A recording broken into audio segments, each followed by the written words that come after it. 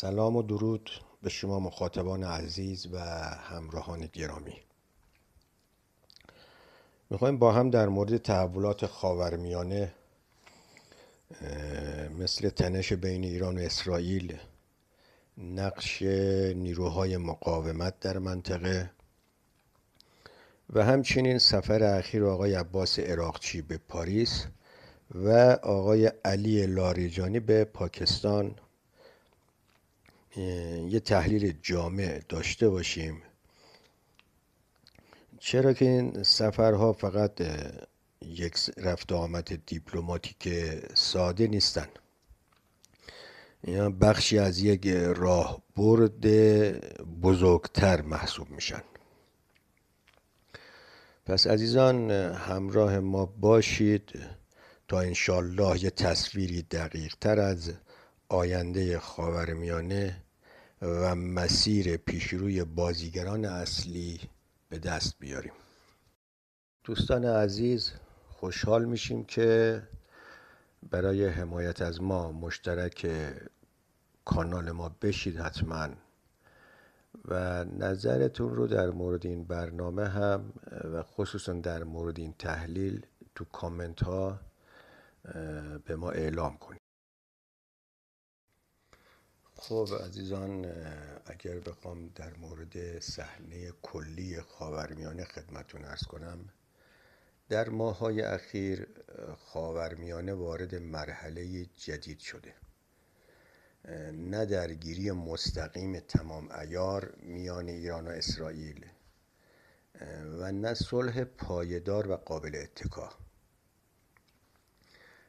هر دو طرف در حال بازی در مرز میان بازدارندگی و پرهیز از جنگ هستند.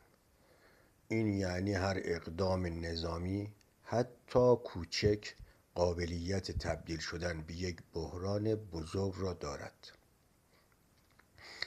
از دید کارشناسان وضعیت کنونی را میتوان اینگونه توصیف کرد: آتش خاموش نشده، فقط مهار شده.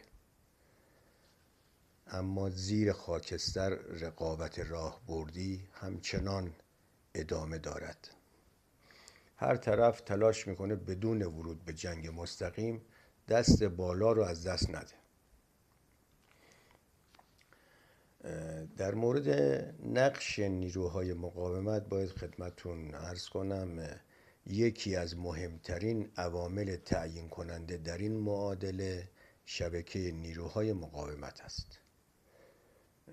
حزب الله در لبنان، هشت الشعبی، کلاً گروه‌های مسلح عراقی، انصارالله در یمن و نیروهای فلسطینی. این نیروهای مقاومت هم ابزار بازدارندگی هستند و هم منبع ریسک. چرا ریسک؟ چون الگوی فرماندهی آنها یک دست نیست. گاهن هماهنگی کامل با تهران توی نیروها دیده نمیشه و گاهی اولویت‌های محلی، فشار میدانی یا انگیزه‌های داخلی باعث میشه واکنش‌ها سریعتر یا شدیدتر از انتظار باشه. نتیجه این ناهماهنگی چی میشه؟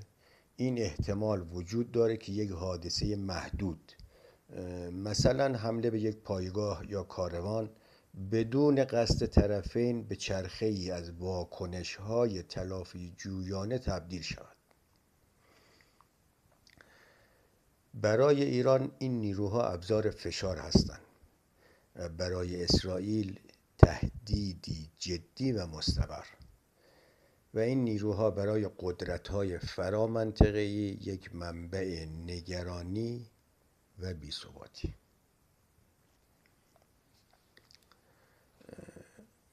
یه سوالی که گاهن پرسیده میشه که چرا ایران همزمان می جنگد و مذاکره می کند؟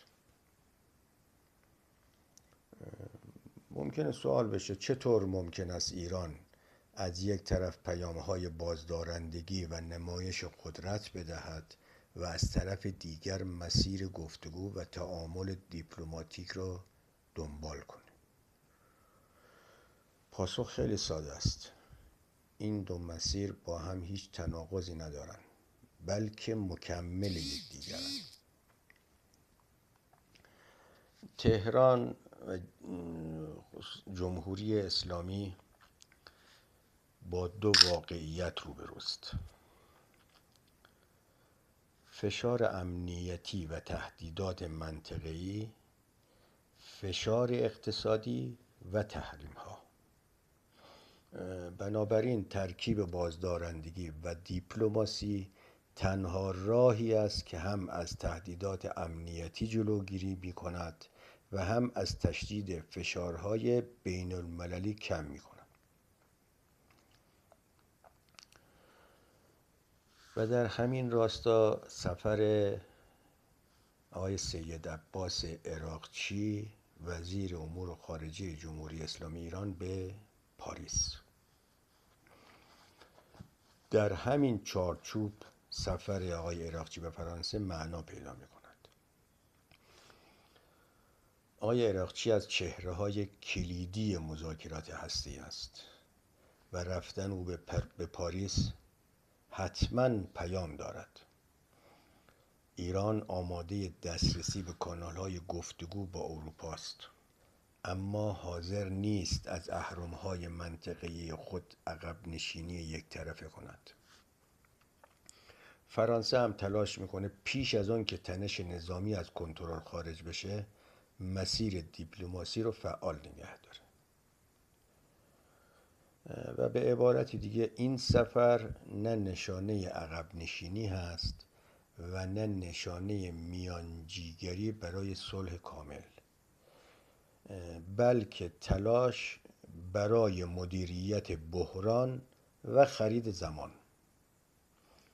زمان برای تهران، زمان برای اروپا و زمان برای جلوگیری از جنگ. و همزمان در همین بازه زمانی اتفاق مهم دیگری هم رخ داد که اون هم سفر آقای علی لاریجانی دبیر شورای عالی امنیت ملی جمهوری اسلامی ایران به پاکستان بود که آقای لاریجانی از این سفر 3 هدف رو دنبال می‌کند. هماهنگی امنیتی در مرزها، افزایش همکاری اقتصادی برای کاهش فشار تحریم، تقویت شبکه ارتباطات منطقه‌ای ایران. پاکستان برای ایران فقط یک همسایه معمولی نیست. پاکستان دروازه‌ای هست به بازارهای جنوب آسیا و همچنین بازیگری که می تواند در مدیریت امنیت منطقه نقش آفرین باشد. تو این سفر تهران نشون میده که میخواد همزمان که با اروپا گفتگو میکنه حضور منطقه‌ای خود را هم تقویت کند تا تنها به میز مذاکره وابسته نباشد. حالا پرسش اصلی اینه که آیا منطقه به سمت جنگ می رود یا صلح؟ با بررسی این روندها محتمل ترین سناریو اینه که نه جنگ تمام عیار نه توافق بزرگ، بلکه دوره‌ای طولانی از تنش کنترل شده. یعنی چی؟ یعنی درگیری‌های محدود ادامه خواهد داشت، ظرفیت‌های بازدارنده حفظ میشه، مذاکره و رایزنی رها نخواهد شد. یک مسابقه طولانی بین زمان، فشار و بازدارندگی در جریان است.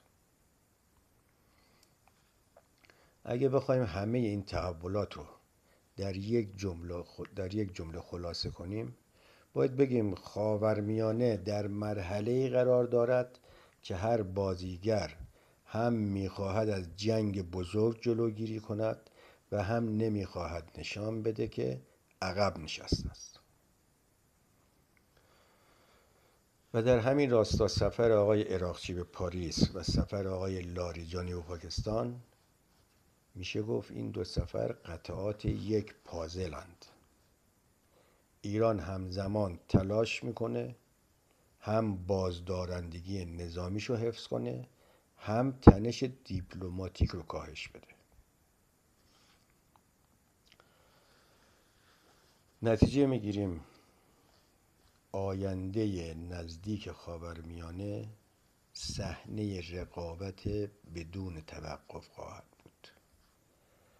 رقابتی که با یک حادثه پیش بینی نشده میتواند دوباره شعله ور شود. از همراهی شما عزیزان سپاسگزارم.